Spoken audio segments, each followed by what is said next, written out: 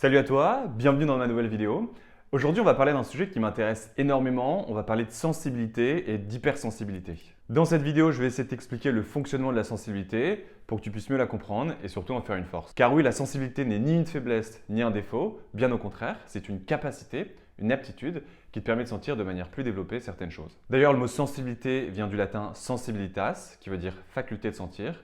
Donc plus tu es sensible, plus tu sens des choses. La complexité ici, c'est que si ta sensibilité te fait générer des émotions qui sont désagréables, alors il y a de fortes chances que ta sensibilité te fasse souffrir plus qu'autre chose. Personnellement, la plupart de ma vie, ça a été mon cas. Ma sensibilité m'a fait souffrir et m'a blessé une grande partie de ma vie. Mais en fait, en me passionnant pour ce sujet, ça m'a permis de mieux la comprendre et surtout de faire de ma sensibilité ma plus grande force aujourd'hui. Donc mon objectif dans cette vidéo, c'est de t'aider à te réconcilier avec ta sensibilité et surtout de proposer une manière de l'utiliser pour qu'elle soit pour toi et non contre toi. Je vais diviser ma vidéo en deux parties. Une première partie pour t'expliquer la sensibilité, son fonctionnement et son origine, et une deuxième partie pour mieux t'aider à utiliser ce super pouvoir. Tout d'abord, le mot sensibilité tient son origine du mot sensible, qui veut dire capacité de perception et de sensation. Donc plus ta sensibilité est forte, plus ta capacité de perception est développée, plus tu ressens des choses. Donc plus ta sensibilité est forte, plus ta capacité de perception est développée, plus tes ressentis sont amplifiés. Plus je suis sensible, plus je perçois, plus je ressens. Si ce que je ressens c'est agréable, voire neutre, c'est super.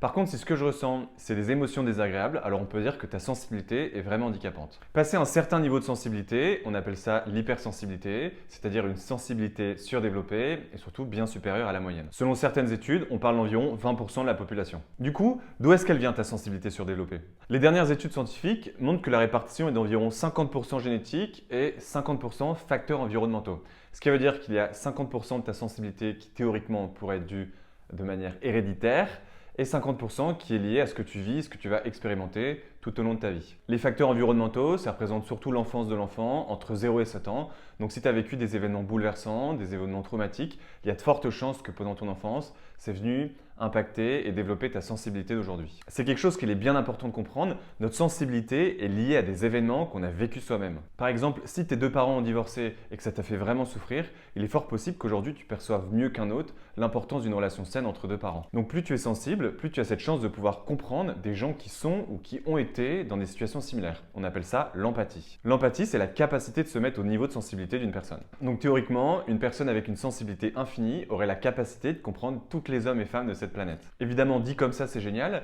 mais comment réagir lorsque les gens souffrent? Comment faire lorsque finalement notre sensibilité nous blesse plus qu'autre chose et nous rend vulnérables? Je vais essayer de te proposer une piste de solution dans cette deuxième partie. Donc ce qu'il faut bien comprendre, c'est que si ta sensibilité te fait souffrir aujourd'hui, c'est que les émotions générées par cette dernière sont des émotions désagréables.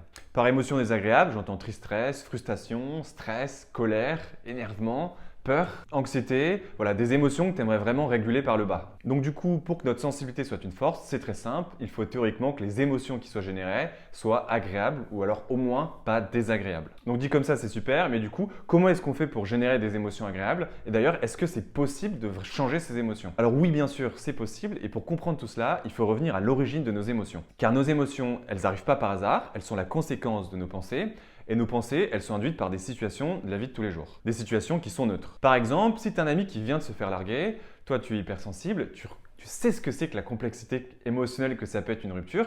Donc du coup, tes pensées, c'est « Ouh là là, ça doit être dur pour lui, il va en chier, quel enfer, c'est dur une rupture, j'espère que ça ne va pas m'arriver à moi, etc. etc. » Les émotions qui en découlent, comme tu t'en doutes, sont toutes sauf agréables. Les pensées qui sont générées, j'appelle ça la manière dont tu te communiques. Donc c'est en quelque sorte l'interprétation que tu te fais des situations qui se passent dans la vie de tous les jours. Et malheureusement, nous, êtres humains, on est des animaux et notre cerveau, il est câblé sur la survie. Ce qui veut dire que l'interprétation générale qu'on se fait des situations, c'est souvent des interprétations négatives. Pour survivre, on repère toutes les situations qui peuvent être théoriquement ou potentiellement dangereuses afin de se préparer si jamais elles nous arrivaient. La clé ici, ça va être de conscientiser la manière dont tu te communiques et si aujourd'hui tu souffres de ta sensibilité, elle est sûrement négative, pour que tu puisses l'ajuster afin d'avoir une communication qui est plus neutre, plus tempérée. Quand quelqu'un se fait larguer, tu peux dire « Ouh là là, c'est dur, il va en chier », mais tu peux aussi dire c'est mieux pour lui, ça va permettre de retrouver quelqu'un avec qui il pourra vraiment s'épanouir, ce genre de choses.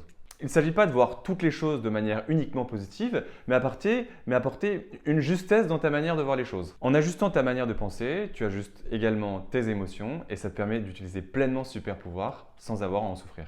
Bon, évidemment, ça c'est la théorie. Conscientiser le système de pensée en place Pour le changer avec un autre, ça prend du temps. Je t'invite à le poser par écrit et à réfléchir au système de pensée que tu aimerais bien avoir. Et en plus, dans certaines situations, il n'y a même pas d'étape pensée, on passe directement à la case émotion. Ça va être surtout le cas de situations qui ont été traumatiques pour toi. Si c'est ton cas, pas de souci. C'est le cas de plein de personnes ici. Il faut juste voir un psychologue. Le psychologue va être là pour t'aider à conscientiser ces situations traumatiques, à conscientiser ces systèmes de pensée et il sera surtout là pour t'aider à en créer un nouveau.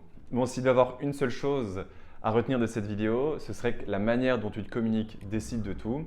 Donc la manière dont tu te communiques, c'est commencer par croire et penser que la sensibilité, c'est une force et pas une faiblesse, ni un défaut. Et que voilà, à toi de conscientiser le système de pensée en place pour l'ajuster pour un qui te correspond mieux. Bon, c'est tout pour moi dans cette vidéo. On pourrait évidemment parler du sujet pendant plusieurs heures. Si tu as des questions, n'hésite pas à les mettre en commentaire. Je ferai peut-être une vidéo un peu plus approfondie sur le sujet.